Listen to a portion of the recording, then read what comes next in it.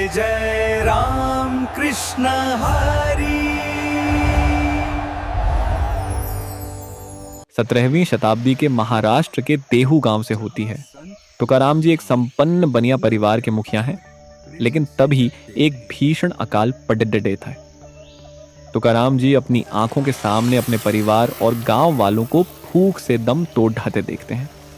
तुकाराम जी के पास जो भी अनाज बचा है वह उसे भूखे लोगों में बांट देते हैं, भले ही उनका अपना परिवार भूखा रहे। यहां से उनका मोह भौतिक संसार से भंग हो जाता है। वैराग्य और भक्ति दुनिया की स्वार्थी प्रवृत्तियों से परेशान होकर तुकाराम जी भामनाथ की पहाड़ियों में चले जाते हैं। वहां वे घंटों विट्ठल के नाम का जाप करते हैं। यहीं उन्हें आत्मज्ञान होता है। उनके मुख से अभंग भक्ति कविताएं फूटने लगते हैं। उनकी आवाज में इतना दर्द और प्रेम है कि पूरा गांव उनकी ओर खींचा चला आता है। मंबाजी चिल्लाकर, बंद करो यह ढोंग। तुका, तुझे किसने अधिकार दिया कि तू इन नीची जाति के लोगों को वेदों का सार समझाए? तू एक बनिया है, तेरा काम तराजू पकड़ना है। तुकाराम जी शांत स्वर में, मंबाजी पंत, ईश्वर की भक्ति पर किसी एक का अधिकार कैसे हो सकता है? विठल तो प्रेम के भूखे हैं, वे जाति या कुल नहीं देखते। शास्त्री क्रोध में आगे बढ़ते हुए, शास्त्रों की मर्यादा को मत लांघो। तुमने मराठी भाषा में अभंग लिखकर धर्म को अशुद्ध कर दिया है। शास्त्र केवल संस्कृत में होते हैं।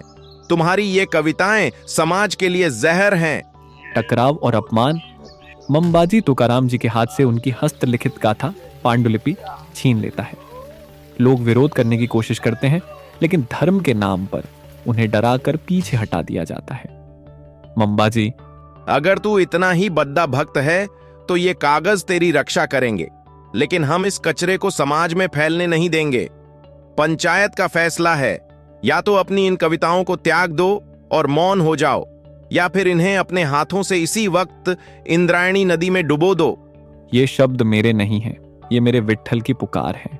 क्या आप ईश्वर की वाणी को डुबोने की बात कर रहे हैं?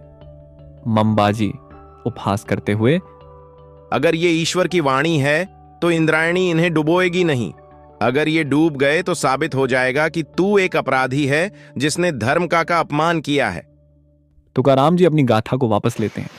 वे उसे अपने माथे से लगाते हैं। उनके चेहरे पर अपमान का गुस्सा नहीं, बल्कि समाज की इस अज्ञानता पर एक गहरी करुणा पीटी है। तुकाराम जी, ठीक है, यदि मेरे शब्दों से किसी को पीड़ा पहुंचती है तो मुझे ये शब्द नहीं चाहिए। मैं स्वयं इन्हें नदी को सौंप दूंगा। पर याद रखना, कागज डूब सकते हैं, सत्य नहीं। भारी मन से तुकाराम जी अपनी मेहनत और भक्ति की गाथा को नदी में विसर्जित कर देते हैं और नदी के किनारे उपवास पर बैठ जाते हैं। 13 दिनों के उपवास के कारण चेहरा सूख गया है, आंखें बंद हैं, लेकिन उनके चेहरे पर एक अलौकिक तेज है। उनके शरीर में हलचल नहीं है।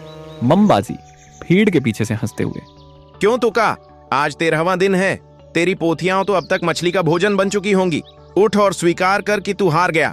तभी अचानक नदी के बीचों बीच पानी की लहरें ऊपर उठने लगती हैं। एक नीली रोशनी पानी के भीतर से चमकती है। गहरे काले पानी के नीचे से धीरे धीरे कुछ सफेद वस्तुएं ऊपर आने लगती हैं। वह तुकाराम जी की गाथा की पोथियां हैं। वे पानी के ऊपर ऐसे तैर रही हैं जैसे लगदथी के तख्ते हों। एक बच्चा उंगली दिखाते हुए, वो देखो, वो क्या है? पूरी भिड्डाच नदी के किनारे की ओर भागती है। मंबाजी की आंखें फटी की फटी रह जाती हैं। मंबाजी, असंभव, यह असंभव है। पत्थर से बंधी हुई पोथियां ऊपर कैसे आ सकती हैं? तुकाराम जी धीरे से अपनी आंखें खोलते हैं। वे देखते हैं कि उनकी गाथा लहरों पर झूलती हुई उनके पास आ रही है। वे कांपते हाथों से एक पोथी को उठाते हैं। तुकाराम जी सिसकते हुए, पांडुरंगा, तूने मेरे शब्दों को नहीं, अपने अस्तित्व को बचा लिया। मैं तो केवल माध्यम था, वाणी तो तेरी ही थी। वे गाथा को अपने सिर से लगा लेते हैं। पूरी भीड़ में बिजली सी दौड़ ढा जाती है। लोग विट्ठल विट्ठल के नारे लगाने लगते हैं। मंबाजी घुटनों के बल गिर जाता है। शिवाजी महाराज, आपके अभंगों ने पूरे महाराष्ट्र में चेतना जगा दी है। स्वराज को आपके जैसे संतों के आशीर्वाद की जरूरत है। कृपया मेरी यह छोटी सी भेंट स्वीकार करें। महाराज संकेत करते हैं और सैनिक सोने चांदी के थाल तुकाराम जी के सामने रख देते हैं। रत्नों की चमक तुकाराम जी के चेहरे पर पड़ी डीड देती है, लेकिन उनकी आंखों में कोई लालच नहीं है, संवाद और वैराग्य। तुकाराम जी मुस्कुराते हुए, राजे, आप एक महान योद्धा हैं, लेकिन इन पत्थरों का मैं क्या करूंगा? विट्ठल के भक्त के लिए सोना और मिट्टी एक समान है। शिवाजी महाराज थोड़ा हैरान होकर, महाराज, ये आपके और आपके परिवार के सुख के लिए है, समाज की सेवा के लिए धन की आवश्यकता होती है। तुकाराम जी वीणा के तारों को हल्का सा झंझनाते हुए, अम्हा गरी धन शब्दांचीच रत्ने, अर्थ, राजे, हमारे घर में तो बस ये शब्द ही रत्न है। राजे, जो सुख विट्ठल के नाम में है वह इन हीरों में नहीं। आप इन मुद्राओं को अपनी सेना पर खर्च करें ताकि मां बहनों की रक्षा हो सके और स्वराज का सपना पूरा हो। मुझे तो केवल राम नाम का धन चाहिए, एक राजा का समर्पण। शिवाजी महाराज तुकाराम जी की निस्वार्थ भावना देखकर भावुक हो जाते हैं। वे अपनी राजसी पगड्डी उतार कर उनके चरणों में रख देते हैं। शिवाजी महाराज, लोग कहते हैं मैं राजा हूं, पर असली वैभव तो आपके चरणों में है। मुझे कुछ ऐसा उपदेश दें जिसे मैं अपनी तलवार और अपने शासन में उतार सकूं। तुकाराम जी महाराज के कंधे पर हाथ रखते हुए, राजे, प्रजा को अपनी संतान समझें। जब तक आपके राज्य में अंतिम व्यक्ति सुरक्षित और सुखी है, तब तक विट्ठल आपके साथ हैं। धर्म की रक्षा करें, अधर्म का विनाश करें, यही सबसे बड़ी भक्ति है। तुकाराम जी हाथ जोड़कर भीड़ की ओर देखते हुए, आम ही जातो आप पुल्या गावा, आम उच्चा राम राम घ्यावा, अर्थ, अब हम अपने असली गांव परमात्मा के पास जा रहे हैं। आप सब मेरा अंतिम प्रणाम स्वीकार करें। फिर देश में सन्नाटा छा जाता है। लोग रोने लगते हैं। उन्हें आभास हो जाता है कि उनके प्रिय तुका अब इस नश्वर संसार को छोड़ दहाने वाले हैं। भक्त चिल्लाते हुए, देखो ऊपर देखो, आकाश से विमान उतर रहा है। अंतिम विदाई। तुकाराम जी अपनी वीणा और करताल को अंतिम बार स्पर्श करते हैं। वे धीरे धीरे उस प्रकाश की ओर बढ़ने लगते हैं। उनके पैर जमीन से ऊपर उठने लगते हैं।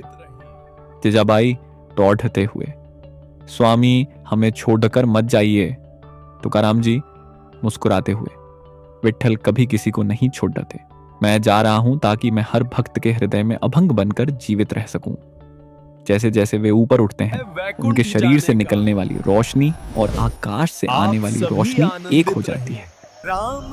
वे धीरे धीरे बादलों में ओझल होने लगते हैं। उनके पीछे केवल उनकी वीणा नीचे गिरती है। चलते चलते मेरे पांव थक गए।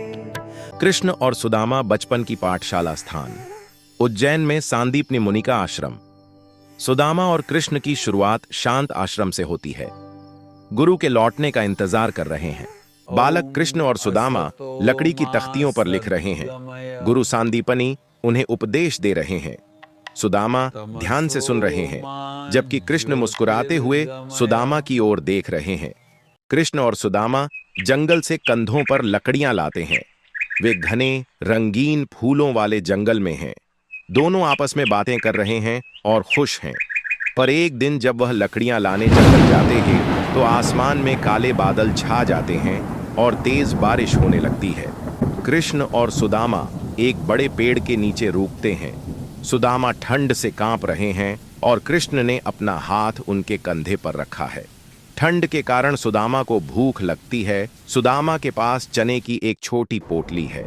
भूख के कारण वह चुपके से चने खा रहे हैं। जब शिक्षा पूरी होने के बाद दोनों मित्र गले मिलते हैं। कृष्ण की आंखों में चमक है और सुदामा की आंखों में आंसू। गुरु सांदीपनि पीछे खड़े आशीर्वाद दे रहे हैं। एक छोटा गांव, सुदामा का घर, एक कच्चा मकान, टूटी हुई छत। सुदामा जी अपनी पत्नी सुशीला और बच्चों के साथ बैठे हैं। बच्चे भूख से बिलख रहे हैं। सुदामा जी की धोती फटी हुई है, शरीर दुर्बल है। वे कुछ पराच रहे हैं, पर मन विचलित है। सुशीला दुखी होकर, स्वामी, बच्चों को कई दिनों से अन्न नहीं मिला, अब और धैर्य नहीं होता। सुना है आपके मित्र कृष्ण द्वारका के राजा है, एक बार उनसे मिलाइए, शायद हमारी विपदा दूर हो जाए। सुदामा विचार मग्न, मित्रता में कभी कुछ मांगा नहीं जाता सुशीला, और मैं एक राजा के पास खाली हाथ कैसे जाऊं? सुशीला आंखों में आंसू लिए, खाली हाथ क्यों? ये 4 मुट्ठी पोहे हैं, यही ले जाइए। हो सकता है उन्हें बचपन याद आ जाए। सुदामा जी दुविधा में अपने बच्चों के सूखे चेहरों को देखकर उनका मन पिघल जाता है। वे फटी धोती और एक पोटली में बंधे पोहे लेकर द्वारका की ओर निकल पड्डी ढहचते हैं। उनकी आंखों में संकोच और अपने मित्र से मिलने की उत्कंठा दोनों है। द्वारका का प्रवेश स्थान, द्वारका के भव्य द्वार, श्री कृष्ण का महल। शुरुआत द्वारका के विशाल और स्वर्णिम द्वार से होती है। सैनिक सुदामा को रोकते हुए उपहास भरे अंदाज में, ऐ फटेहाल, कहां जा रहे हो? यह राजा कृष्ण का महल है, कोई धर्मशाला नहीं। सुदामा नम्रता से, मैं उनके मित्र सुदामा हूं, मुझे कृष्ण से मिलना है। सैनिक ठहाका लगाते हैं। तभी एक वृद्ध द्वारपाल आता है जो कृष्ण के बचपन से परिचित है। वह सुदामा को पहचान लेता है। द्वारपाल आश्चर्यचकित, सुदामा, तुम यहां? कृष्ण को अभी बताता हूं। द्वारपाल भागा भागा कृष्ण के पास जाता है। कृष्ण अपने सिंहासन पर विराजमान है। तभी द्वारपाल हांफता हुआ आता है। द्वारपाल, महाराज, बाहर आपका कोई मित्र आया है, उसका नाम सुदामा है। जैसे ही कृष्ण सुदामा नाम सुनते हैं, वे अपना राजसी मुकुट और राजदंड वहीं छोड़कर नंगे पैर महल से बाहर दौड़ पद्धते हैं।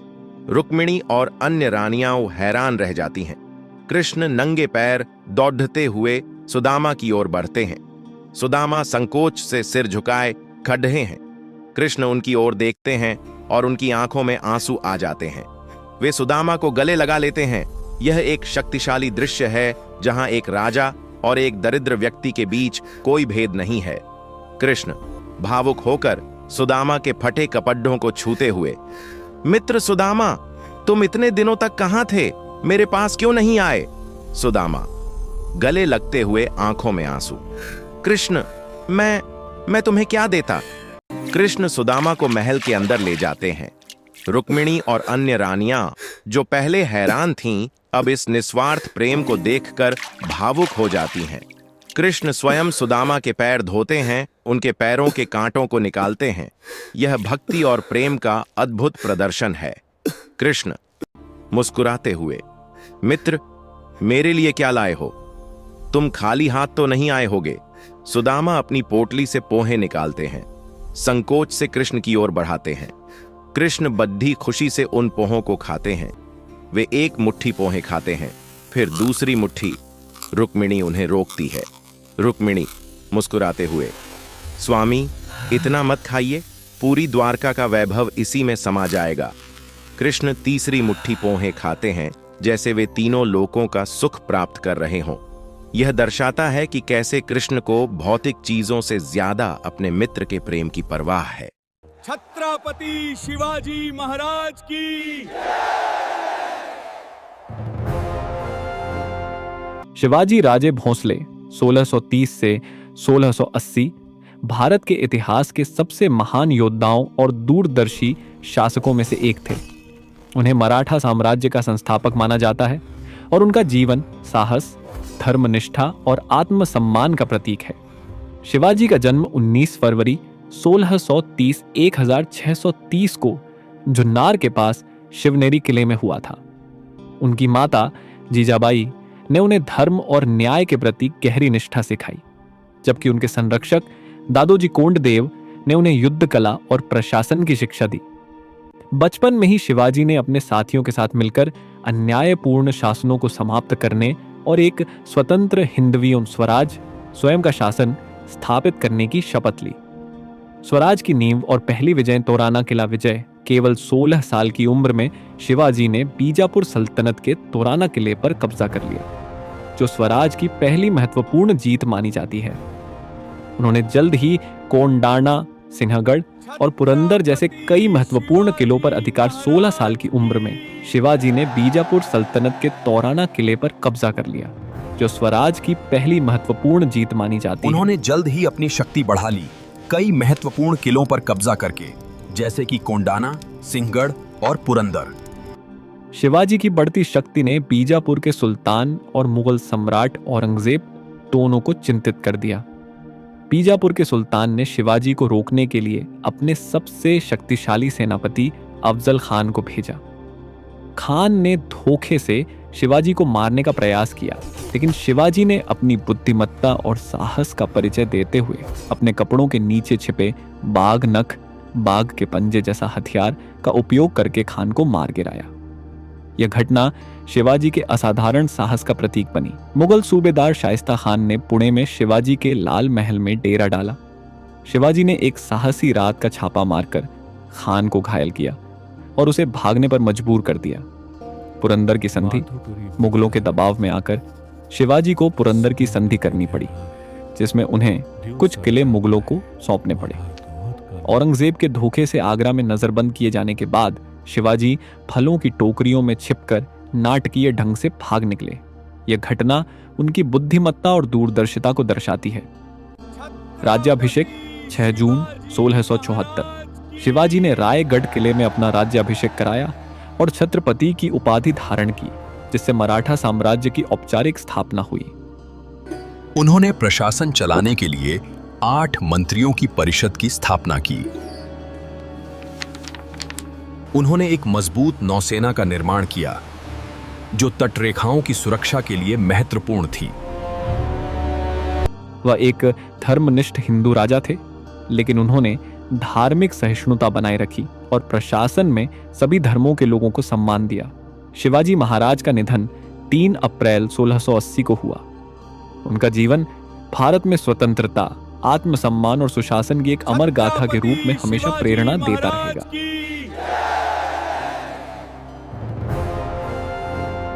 ओम नमो भगवते।